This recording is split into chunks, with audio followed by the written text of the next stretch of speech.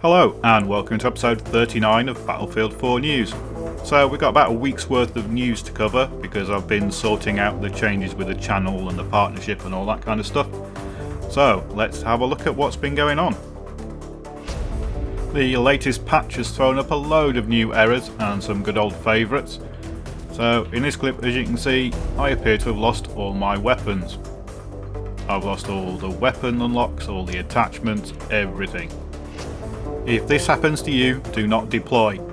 There are horror stories of people who have deployed and then never got their stuff back. So if you join around and discover your loadouts have all changed and all your weapon unlocks have disappeared, simply quit the game.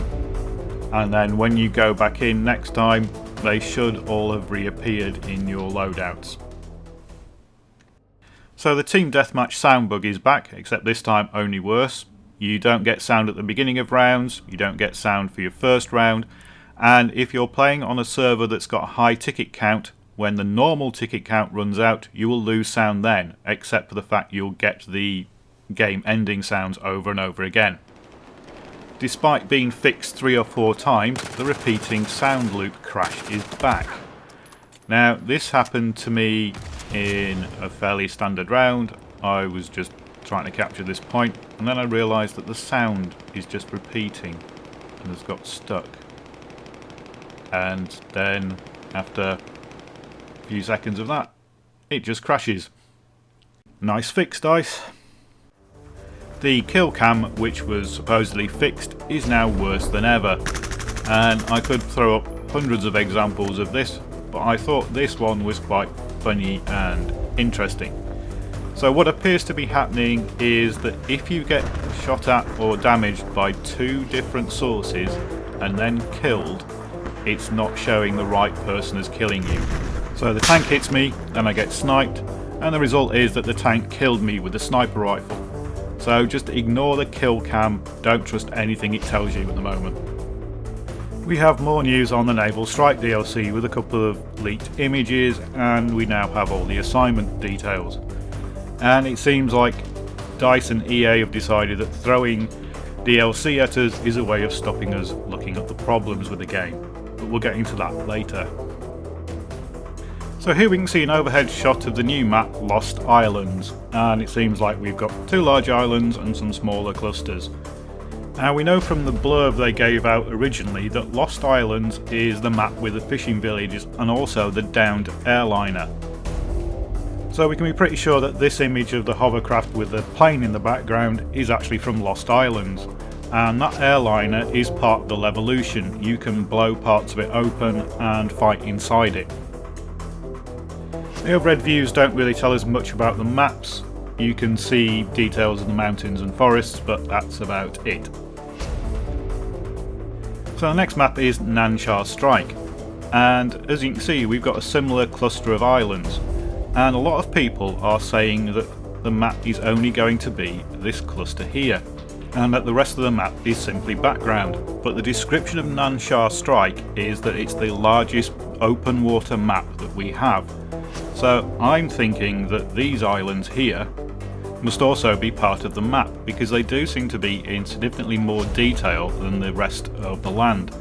So I think we're going to get both of those sections in the map, and we're going to have the massive water channel in between. Operation Mortar is a strange map.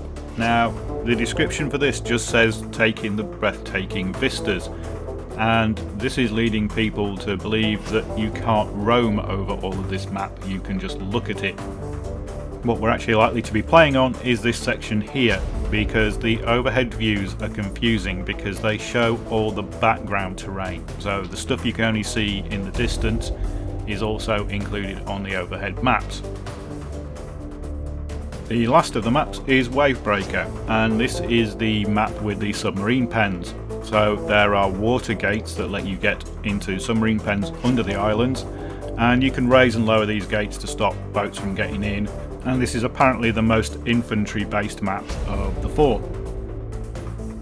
We can also now look at the details of the assignments. So here are 4 assignments we haven't been able to complete early because they all have Naval Strike requirements.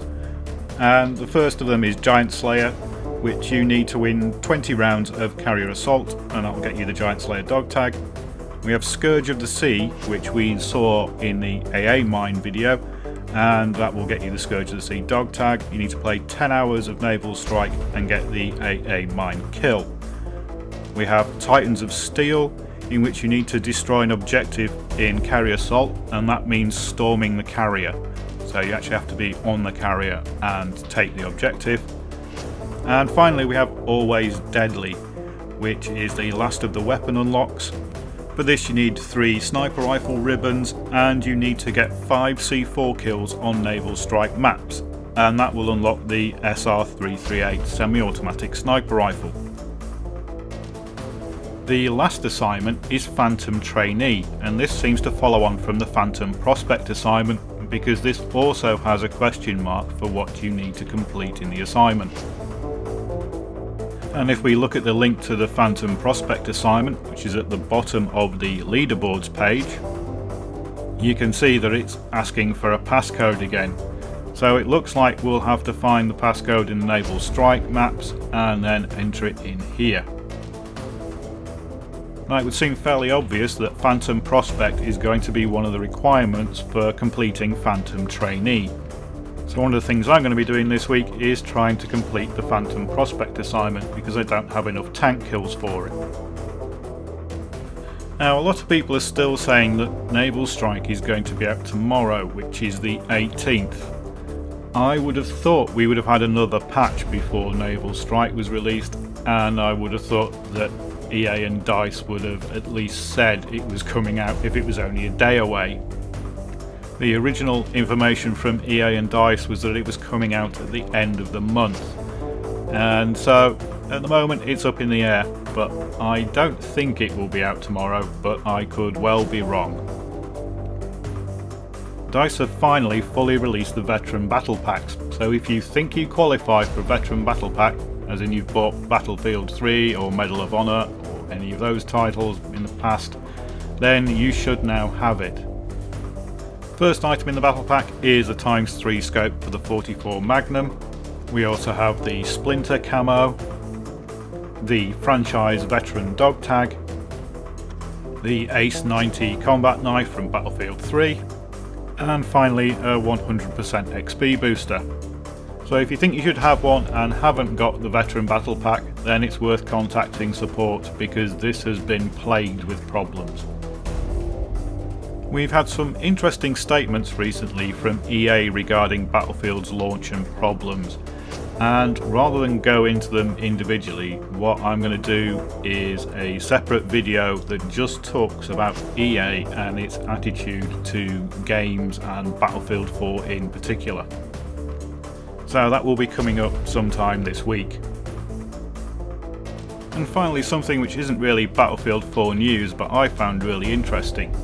Anybody who's played Battlefield 4 is fairly familiar with this view of lockers. However, this is slightly different, and if you don't know why, then it's quite a surprise when you find out. And here you can see it from a different angle. And the trick to this is that it's not Operation Lockers. This is a scale model that somebody has built. It's a 1:37 scale model of the Operation Locker. And it took me a while, looking at the first image, to realise what it was. The second image is a bit of a giveaway, and this one makes it obvious, but I thought that was really impressive. I'll put a link to it in the description, because there's a series of images showing you how we built it step by step. And that's it for this episode of Battlefield 4 News. So later on this week I'm going to do the episode about EA and its attitude to game releases and Battlefield 4. But for now, thanks for watching.